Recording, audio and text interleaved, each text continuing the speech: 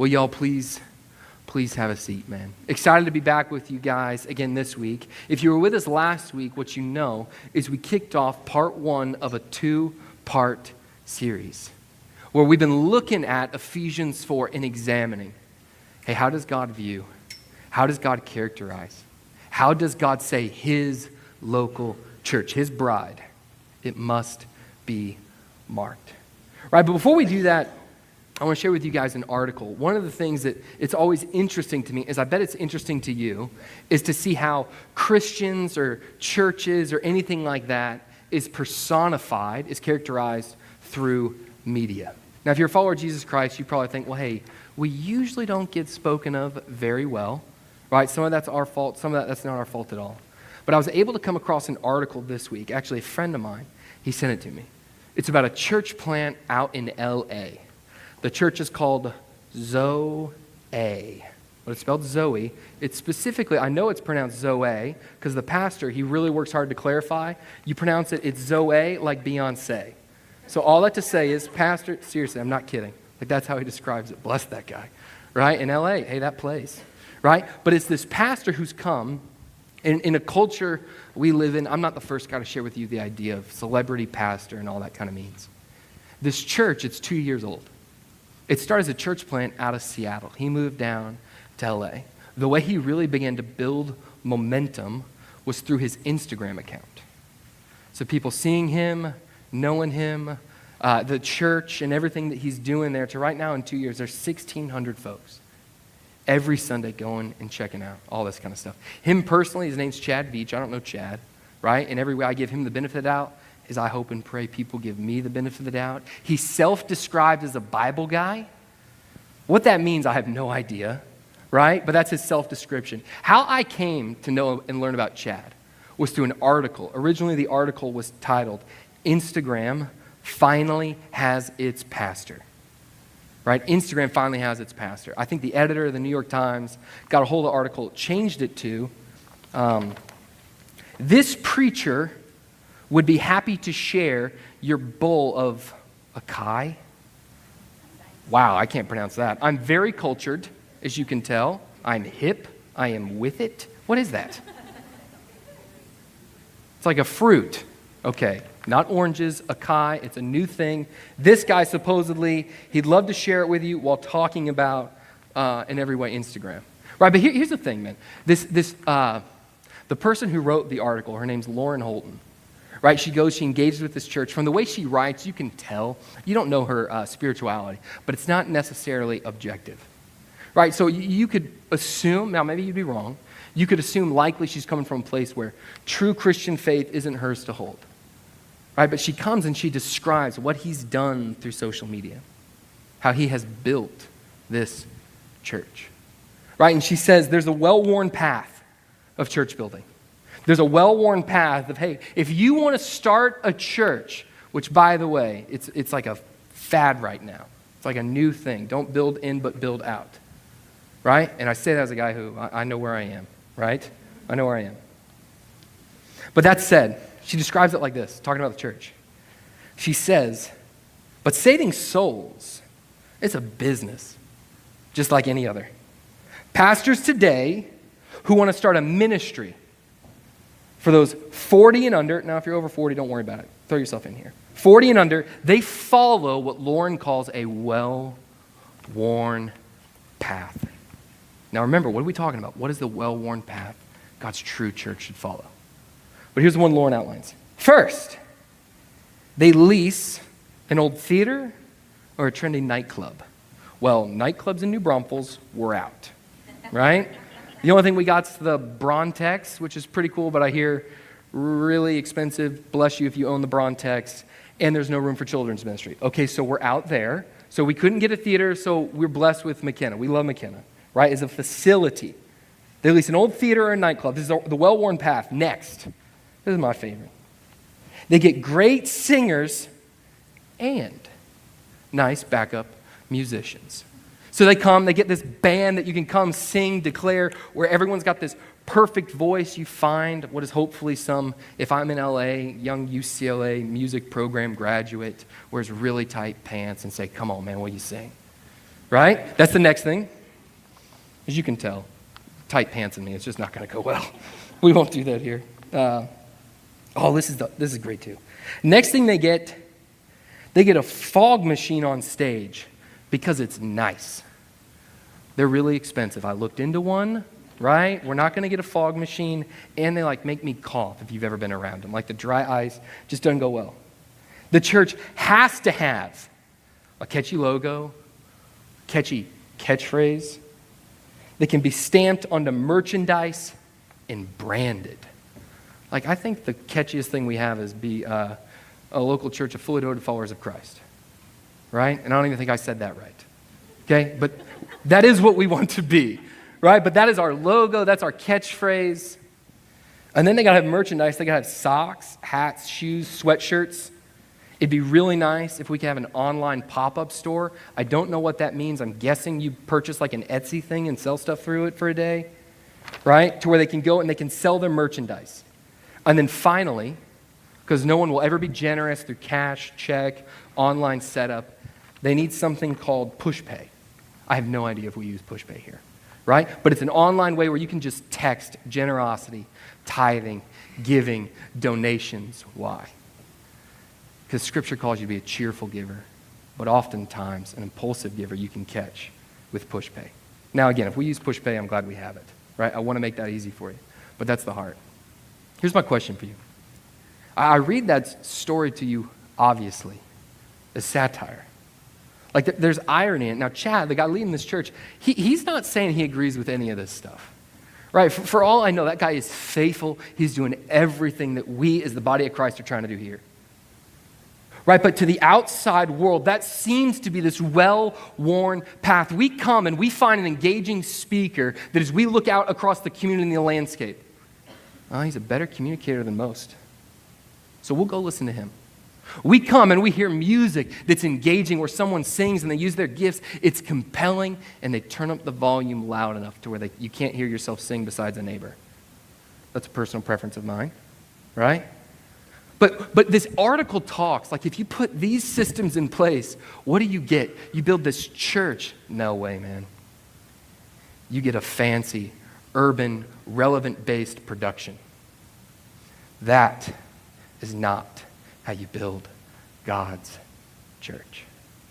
Do I have anything against a fog machine? Nope. Do I hope that when you come, I communicate and engage with you with excellence, and then I get better at it year after year after year? Absolutely. Do I hope the people we put on stage have gifts of leading you, not just vocally, man, but when you look at them, when you engage with them, you see, even if we weren't here, they'd still be singing just as loud, with just as much enthusiasm. Why? Because they love God. Am I ever against finding ways to make generosity easy? No. But that is not how you build a church. That's how you build a well-oiled, a nicely done Sunday morning event. But you know what that is? That's all form, no substance. All sizzle, no soul. Man, I'm coming today. We're going to keep going. And we are going to talk about what is the heartbeat. What is the soul of the local church? What does God have for you? And what does he have for me? As we come and we think, yes, we want a Sunday morning environment that is engaging. We want a gathering where we can be equipped, encouraged, kids can be cared for. But beyond that, if God's called you to something, if he's called me to something, how do we go and really be about that business? Aren't you tired of really good Sunday morning events that are all sizzle, no soul? Man, we can't be that church. We can't. One, we're not talented enough. There's way more talented people. It's just the truth. But also, if that's us, man, you should stop coming. This shouldn't be where you come. Because the body of Christ is meant to build into you, right? It's meant to call from you not to be a consumer on a Sunday morning, but a contributor to a community. And where are you meant to be strengthened, encouraged in your marriage, and how you parent, in your singleness, and saying, my faithfulness in purity is worth it, the church. But far too often, we have to go outside those walls. So here's where we are today. We're going to continue talking about the church we must be.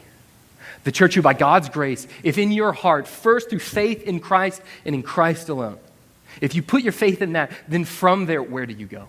That if you lean in, if you engage with that, it will change you. It will change your family. It will change this church. It will change this community. And we will change this town.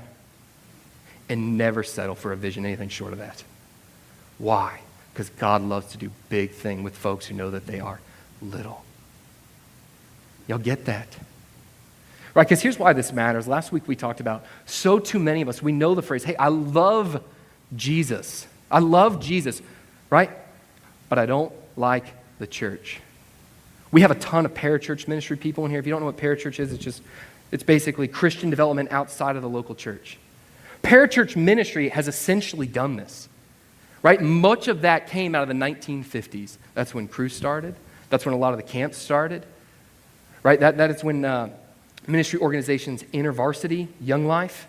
And why were they created? Because the church was dead. It was boring, it was ineffective, it was unfruitful, and there were faithful men and women of God who said, this can't stand, and the church isn't getting it done. So we'll do it. And they have come, and they have stepped into the role of the church. I love Jesus, but I don't like his bride. And as you read Scripture, as you read Ephesians, that feeling, that sentiment can't sit well with you. So if you're here and that feeling is yours, I need you to hear this. I need you to listen. Because while I love parachurch ministry, I led one, right? My dad was led to Christ through one, have nothing against them. They are not God's primary means to transform, to seek and save the lost. It is Christ through us. Are they supplemental, beneficial, helpful in every way? Yes. Do we need them? Absolutely. But should we have to outsource faithfulness to them because the church is dead? May it never be. If you got to leave God's people to go experience God's presence, you got a serious problem. Y'all track with that? Y'all get what I'm saying? I know like half the parachurch people are like, I knew I should have left, right? But no, hey, there's just truth there. It just is what it is. And then the same way, if you're here and you're not a follower of Jesus Christ, one of the reasons that we really think you want this message to be true, whether you believe in Jesus or not, is because when a church is founded on the characteristics of what God said it should be, it's marked by still imperfection. We will miss it and then we will say sorry. But it is marked by consistency. Consistency. Even when you believe something different than someone else, when they see you live by a continual, a consistent spiritual ethic, there is admiration for that. Especially, particularly when you do it in love, as we'll talk about today. So that's where we're headed, guys. That's why I need you to track as we talk through this idea of what the church must be. If you missed us last week, we worked through Ephesians chapter 4. We looked at verses 11 through 16. Really 12 through 13 was where we focused.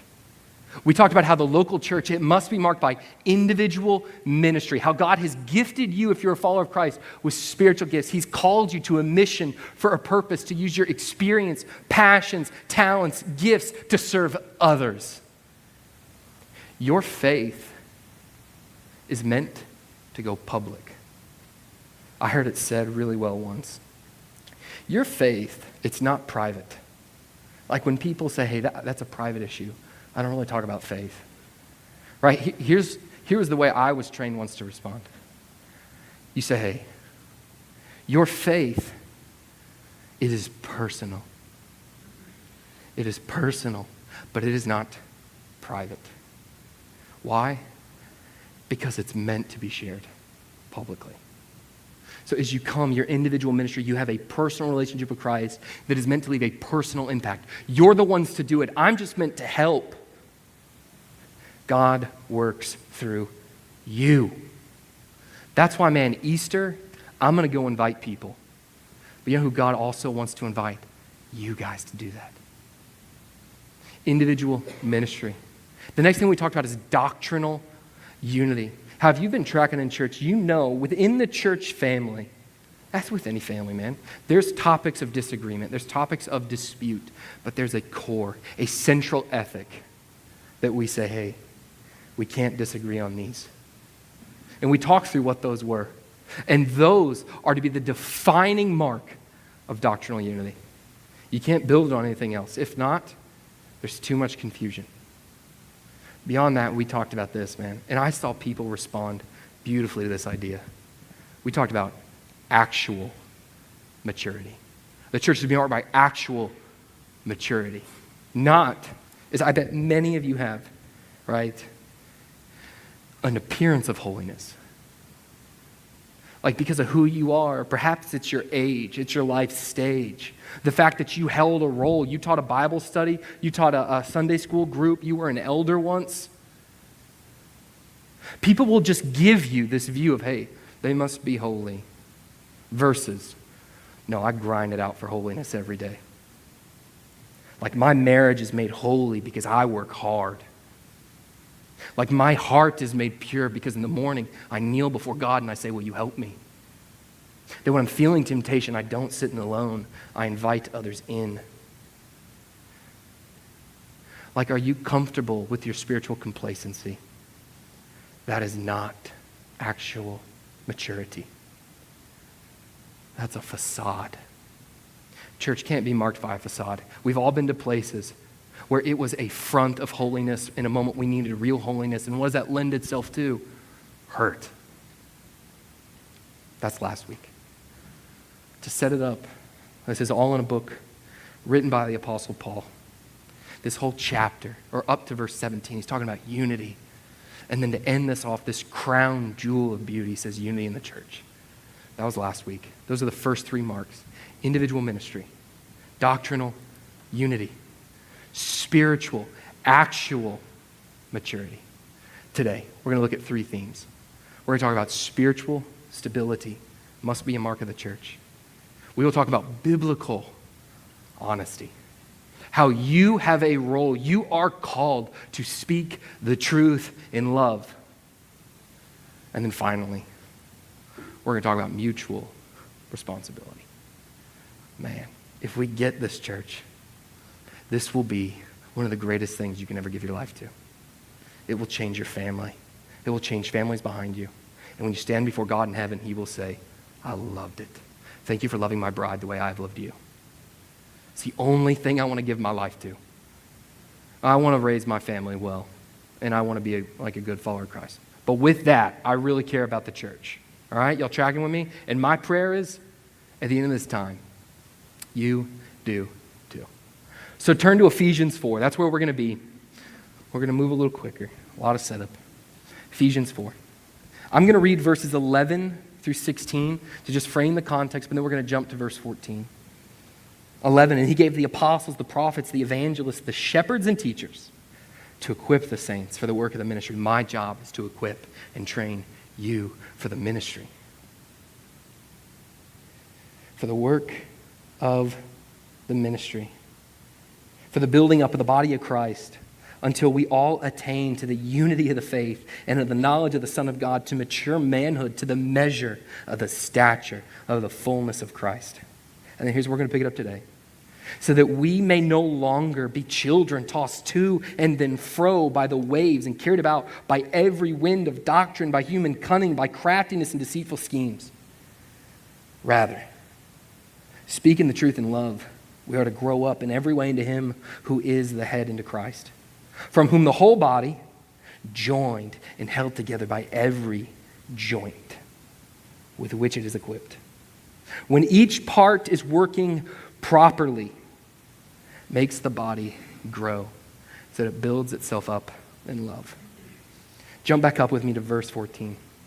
So that we, that's Christians, may no longer be children tossed to and fro by the waves and carried about by every wind of doctrine, by human cunning, by craftiness and deceitful schemes. The fourth mark, the fourth characteristic of God's true church: spiritual stability. Spiritual stability. You see this because the verse before, if you remember, it calls you to mature manhood.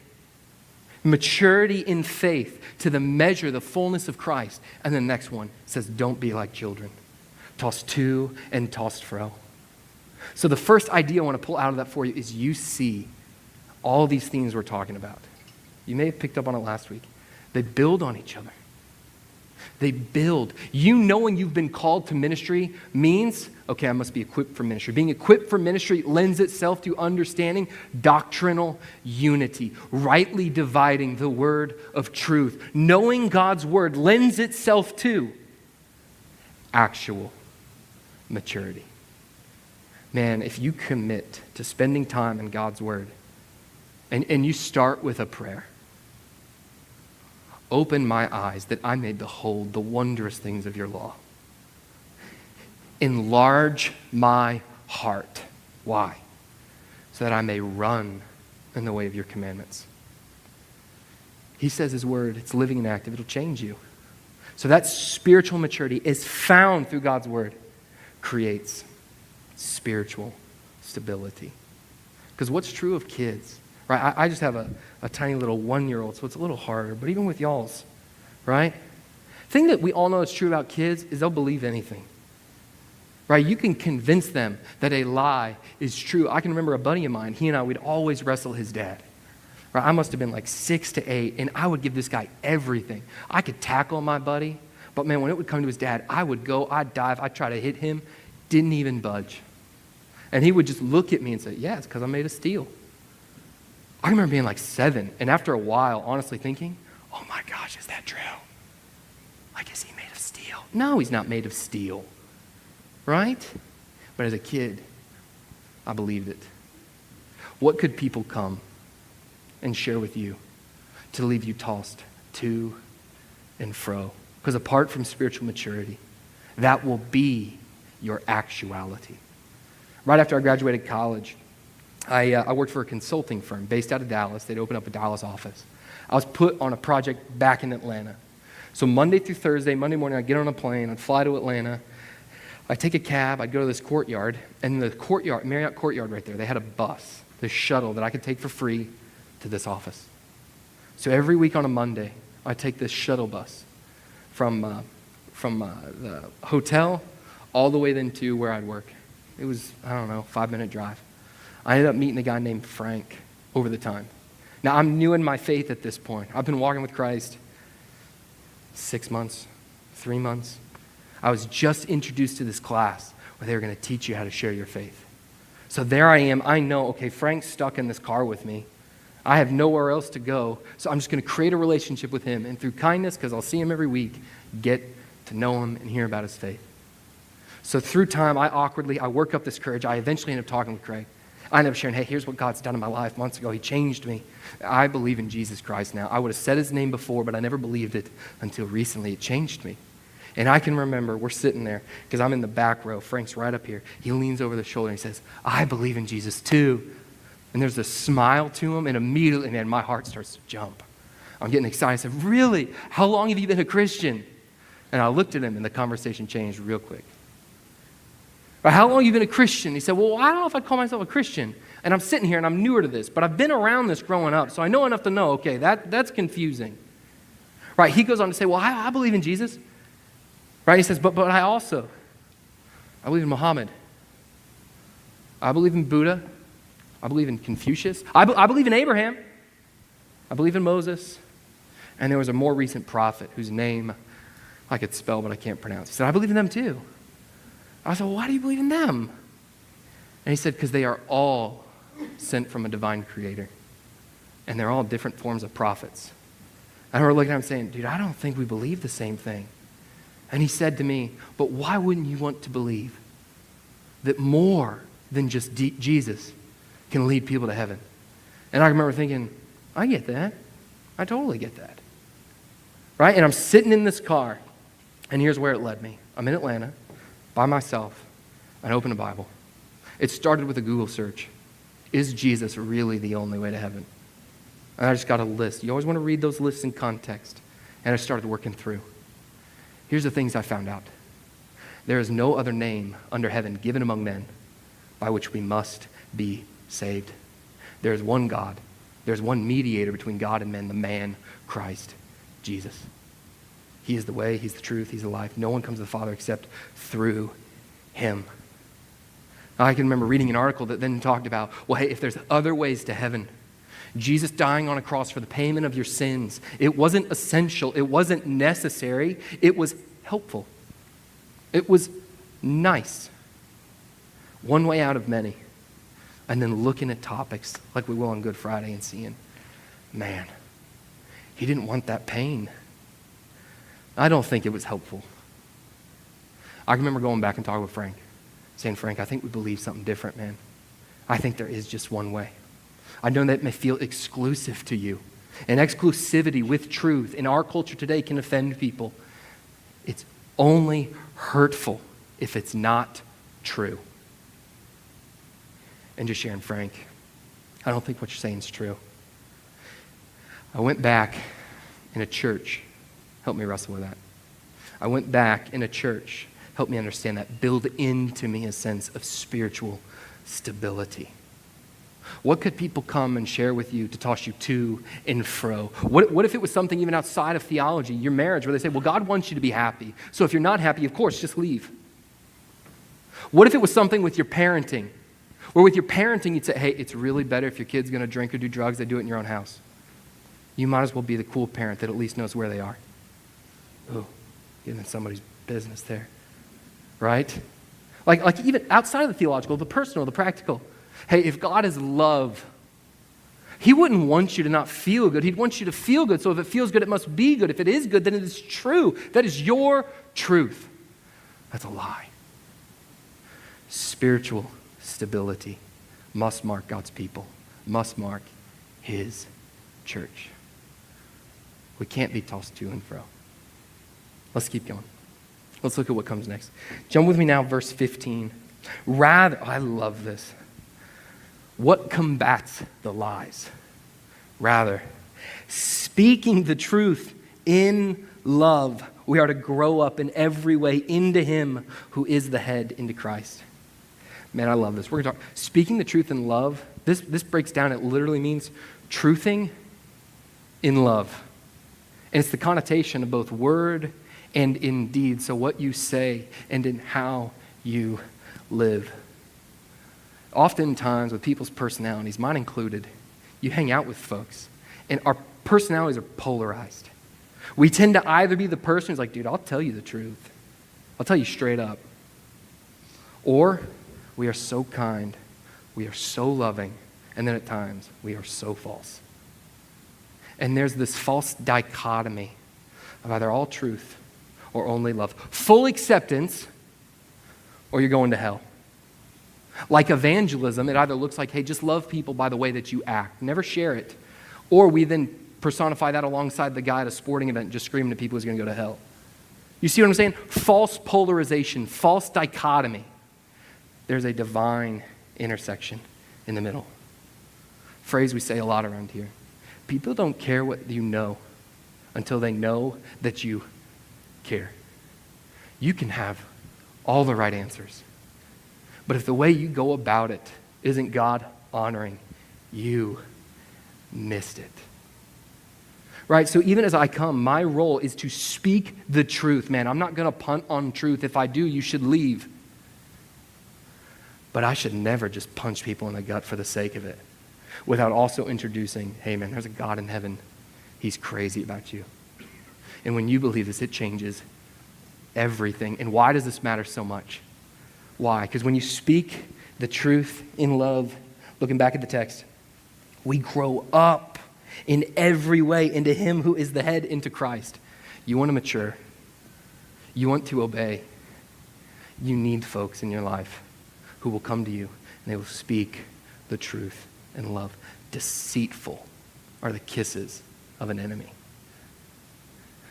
Blessed are the wounds of a friend. Monday night, I was hanging out in a group of trustees. Trustees are the men who help me lead this body. They help me spiritually oversee while we discern elder candidates. and we were hanging out with them. And it was a great night, man. We're talking about leadership, caring for the church, how to do this, and how to do this really, really well. And it lends itself to a conversation where, for the sake of clarity, you just got to say it straight up. And there's this moment where we are all going around and lovingly wounding each other. Y'all get what I'm saying? There's iron sharpens iron, challenging, critiquing, rebuking, reproving. And people are saying stuff, and you start to feel the tension of, man, is this hurtful? Like, is this necessary? Is this essential? I tell you what, we were at that time, and I said this was probably one of the most effective trustee meetings we've ever had. Because real friends wound. Now, they never do it unnecessarily. Right? So if you're thinking through how do you do that, if the way that you consistently carry yourself in that is people view you as spiritually arrogant, that you somehow take on with a badge of honor, well, I'm a truth teller. I'll tell you straight up, I don't care. Right? If that's you, sin. What are you doing? That's just machismo adapted to the Bible, not what I'm talking about. But the wife who looks at her husband after a long day and says, hey, today I feel like you haven't been as helpful. I feel like the kids have been running around. And it's really primarily, it's been me taking care of. I know you had a long day at work, but I need to ask you, can you help me? Because it seems as if you don't care. That, speaking the truth in love. Husband saying to a wife, hey, it has been a really long week. It has been difficult and tiresome. There's things at the office, maybe I've shared with you, maybe I haven't. I need you to know, though, yes, I want to help. Thank you for engaging me with the family. Thank you for engaging me with the kids. Can I care for this? How about this? You give me the kids for the next 3 hours and you go, you rest. And then you come back and I got them. Here's what we're going to go do. We're going to do fun things. I'm going to invest in them. And then at the end of that, can I go take 2 hours and take a nap? I'm exhausted. Right? You can say things well. All the way to a trustee group where people are leaning into each other's lives and saying, hey, there's more of an appearance of maturity than there is actual maturity. I want to help you be actually mature.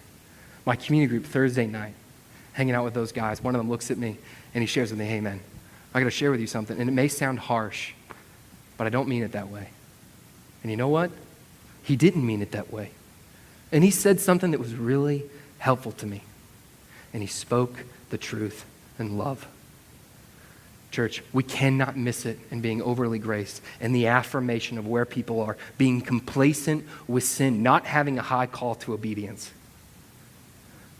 But we also, man, we can't be a bunch of legalistic Pharisees who walk around knowing all the right answers. But do people want to hang out with us? No. Non-believers don't even like us.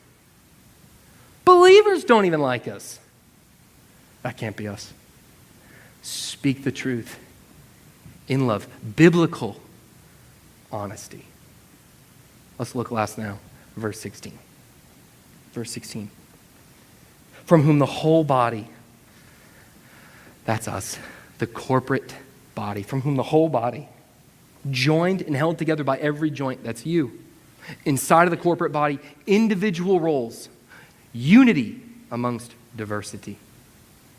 Joined and held together by every joint with which it is equipped. When each part is working properly, makes the body grow so that it builds itself up in love. I love that, man. That's when you see this beautiful cascading effect, right? All the way from the start to the finish.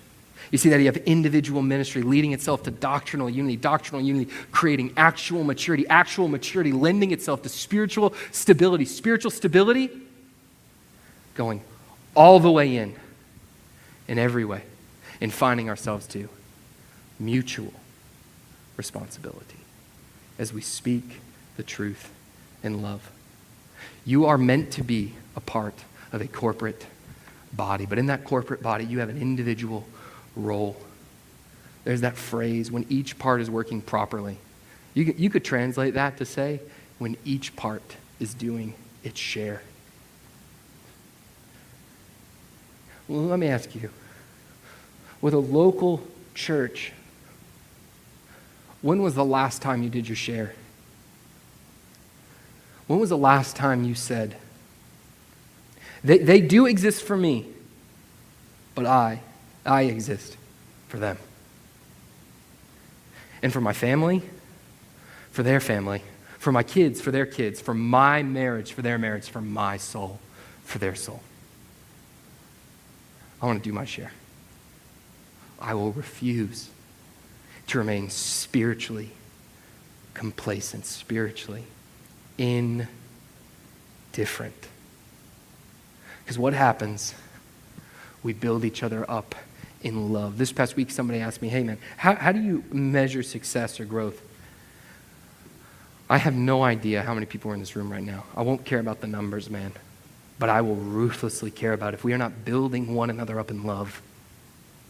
If your marriage isn't healthier in a year than it is now, and you're a committed member, I want to know. If your walk with Christ, if you have not availed yourself to the opportunities to be trained and equipped, I'll care with you and grow in that in the next year. I want to know, because why? From that you go and you help someone grow in their marriage. From that you go, you help someone fight to wake up, to give time to God in the honoring of Him. Mutual responsibility. A lot of people don't know the actual name, if you will, of this church body. It's 416 Ministries. 416 Ministries. It's from this text. There were 10 founding families that got together, that having been a part of great local bodies here in this community, encouraged, felt led by God to say, hey, what if there was a place where people felt the weight of responsibility, where they knew the sense of God has called me to minister, that God has called you to minister, that they continued and they began to refuse to outsource that to someone on a Sunday morning with a microphone, or to a missions pastor who said, hey, I'll do all the work and then I'll take your kids to Africa. No, man, you do the work. You take your kids to Africa and we'll train you on how to take your kids to Africa. What if that place existed? What if there was a place that was so sold out in its love for Jesus Christ, wherever they went, even if the people had their own church home, they couldn't wait to share? He loves you that much, man. And when you dive into this body, that love, it's grown. It builds itself up in love. It's the idea of you can love Jesus, and then at the end of this, you love the church. I don't want to ever convince you guys of a false love for something you don't care about. But you do need to know your role, whether here or elsewhere, is to commit and to build. One of the things we do with membership class, I've joked about it the past two, this time I'm actually going to do it, is as people come through membership, we say, hey, it's evident as you come here. Like I said last week, this church right now, principled, biblical, set up, we can meet each and every one of these. We still have tremendous room to grow. Tremendous room. So in that, I say, hey, this church is what I would call a childhood stage. And as people come through our membership class, if you've done it, you've heard me say this. We talk about the idea, hey, as you come, what I wish I could give you was a spiritual shovel. Or a literal one from like Home Depot. Right? A spiritual shovel. Because I'd look at you and say, hey, as you come to build. If your heart is not to build, if your heart is not to be built into, you won't like it here. Now, if you're here and you're wrestling through faith, that's not for you. I pray you love it here as we sit down and we have a conversation. But if you're here and you're considering, this comes with a spiritual shovel. God has called you because we are mutually responsible. What must God's church be marked by? There's 6 things.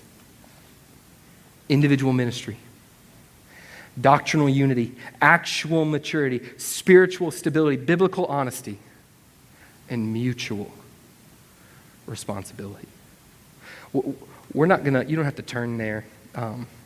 Matthew 28, there's a famous passage, the Great Commission. If you spent time in church, you know about it. If you don't, it's just after Christ, his crucifixion, so he dies on the cross. 3 days later, he rises from the grave, his resurrection. He goes and he trains part of his disciples, and then he sets them up for what they're supposed to do from here. And he tells them what is the Great Commission, what every follower of Jesus Christ is meant to do. He says, go therefore, making disciples of all nations, baptizing them in the name of the Father and the Son and the Holy Spirit, teaching them to obey, observe all that I have commanded you. And behold, I'm with you always to the end of the age. Go therefore, make disciples, baptizing them in the name, teaching them to obey all that I have commanded you. That's his last commission. Right? The book of Matthew ceases. You pick it up in the book of Acts, where you then see after Christ leaves, his ascension, the church, the body of believers, its explosion through ministry. And what do you see? You see faithful men, faithful women who so love God, they take it serious. Who so love God, they proclaim that truth. And upon that proclamation, lives are changed. In the midst of changing lives, what do? They plant churches and plant churches and plant churches and plant churches and plant churches and plant churches. Church gives a lot of people tremendous baggage. On behalf of everyone, will you forgive us? It's a harder job than what it looks. But that's never meant to be an excuse. That's never meant to keep you from God's divine mission to build into people. Christ in you through this body is the hope of glory in this world. So the summary I want you to remember. The church is the hope of the world. I'm going to clarify that in a second. So if some of you makes you nervous, listen to me. The church, it's the hope of the world. Christ in you. It's God's Spirit moving through his body. The primary means of ministry is through us. So if you're a follower of Jesus Christ, you must see he wants to use you. He wants to use me to use you. He wants to use you to change the people you go and you see in a carpool line, to change the folks who are in your office, to change the people. Like True, the guy I just met at HEB, who wants nothing to do with spirituality. He wants to change True. That's his name. He doesn't want to settle for anything less. Why? Because he loves every person in this world, man. And he hates that people hate his bride. And he wants there to be redemption. The church is the hope of the world. I pray that this place, not McKenna, not a facility, but us as a body of believers, all current 53 members of the Springs, people would come and say, you have brought hope to my life. People would come and say, you have shown me how when I read God's word, it can change me. I don't have to just forget. People will come and they say, I thought my marriage was destroyed. And Christ, through you all, you showed me how he can redeem anything. People will come and they'll say, there was no way I would have ever shared my finances with anybody. But I really believe it's okay to not be okay here. And I really believe you want to help me take steps. Spiritual complacency. There's no hope there. But the church is the hope of the world. To wind this down, here's where I was. I grew up in a church environment. From a little kid, baptized as an infant in a Presbyterian church. We moved to Georgia. I grew up going to a local Methodist church, connected there, but there was never a thing of what I would say spiritual vitality. That's not a knock at the church by any means. Right? No form of robust substance or discipleship and equipping of people. I go to college, man. I would have said I was a Christian, but my life through high school, I had lived God, I'm trying really hard to be good enough. And for those of you that know, you can never be good enough. So for me, just as a kid, man, I was constantly in and out of pornography, fooling around with girls, going to different parties. And I just felt terrible, like this eternal letdown to God. So at 18, I made a choice. God, I'm done with you, man. I'm done. Walked away. I went to a college in Atlanta. I continued an addiction to pornography. I became the heart and the soul of the party. And it took me to really dark places. Because if any of you, whether emotionally or physically, you get high, you chase that high more and more. And man, where that lent itself to is continued destruction in relationships with females. A thing that started as party boy drinking ends up in a place of saying, man, I can't remember what I do most nights a week. Just broken, sitting on the edge of a bed. Sitting on the edge of a bed, just depressed out of my mind. God was kind. I was offered a job in Dallas. I moved from Atlanta to Dallas, knowing I have to get out of Atlanta if I'm going to make it. Here's what happened. Right? Someone tells me about a local body. They just share with me about a church. I remember I show up once to a Bible study. I met a volunteer there. She hosted me. She was kind. She invited me to hang out with friends. Her name was Lauren. She did graphic design. From there, she introduced me to somebody who got me set up on a young adult weekend retreat. There was a guy that led my group. His name was Sammy. Sammy had a marriage, and his wife was co-leading with him, where I got to see how, when a man loves a woman well, that woman is to his glory. And I saw a bride that loved her man. And I got to see that is what a man looks like. From there, I can remember I went to a recovery ministry where a guy by the name of Andrew, he sat with me week after week of my confusion, my anger, my consistent habitual descent into same sin. And he said, Jesus is enough, man. If you believe, there is no condemnation. I went to a Bible study where a guy named Chris, he sold tools for a living. By the way, Sammy, he was an analyst at Dr. Pepper. The guy, the recovery guy, he was a computer engineer at a big company that I couldn't really pronounce in Dallas, right? And then I can remember going, the guy who sold me tools, he taught me how to read my Bible. He taught me how to engage with God's word in a way to where I didn't just walk away unfazed and changed. I can remember a third grade teacher by the name of Lauren. She taught me how to share my faith. She gave up her Sundays. She'd come with me, a small group of people, as we were preparing for a trip to Africa. I said, hey, before you go to Africa to share, you got to know how to share here. And she just met and she shared. Those people, through that process, Christ used to help change my life, change my eternity. And once I came to faith, to strengthen my faith. Chris, I can remember the first time I trusted Christ, him sitting down showing with me, hey, John, I know that your life before this, for a year in youth group, you raised your hand trying to accept Christ, never knowing what it means. Are you sure you know what it means? Clarifying it with me, and then penetrating God's word in my heart for the moment of doubt. One of the greatest graces anybody's ever given me. Not a single one of them was on staff. Not one of them. The church cared for me. The church built me up. I share that knowing there are people here who your life, it looks different than mine, man. You may not just be coming fresh out of college, but you got pain. You have hurt. You have dysfunction, or perhaps you have self-righteousness and complacency. The church is meant to care for you. The church is the hope of the world. And in every way, God wants to use you in the same way he set me free through other people. Settling for anything less here cannot be the springs. We are imperfect people on a perfect mission, and God wants to use us. And so, church, we must build one another up in love. Anything short of that, we're not God's people here. Will you help me? Will you engage? Will you submit to God? Will you take it seriously? Because with love, by the power of God's Spirit and that alone, this will be a beautiful place.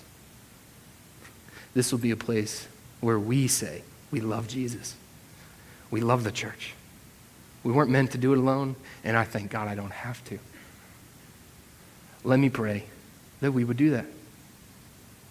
Father, I do. I thank you for your word.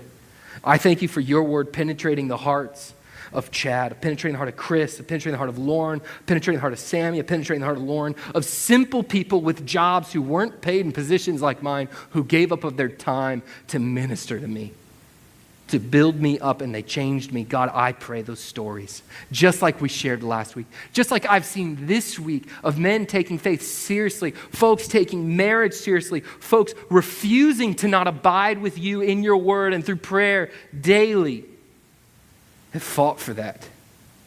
May I fight for that. God, we don't want to be a facade. We want to be your real church. We don't need fog machines. We need you. So God, would you help us? I'm praying you would change lives. And I'm praying we would be faithful as you use us. We love you, Lord. Amen. You guys go now. Y'all have a wonderful week of worship. If you're gathering with us for Easter, we can't wait to see you. Come join us Good Friday. We'll be in room A right here in McKenna at noon. But man, go. Grow in faith to love and to serve the Lord. Y'all have a great week of worship.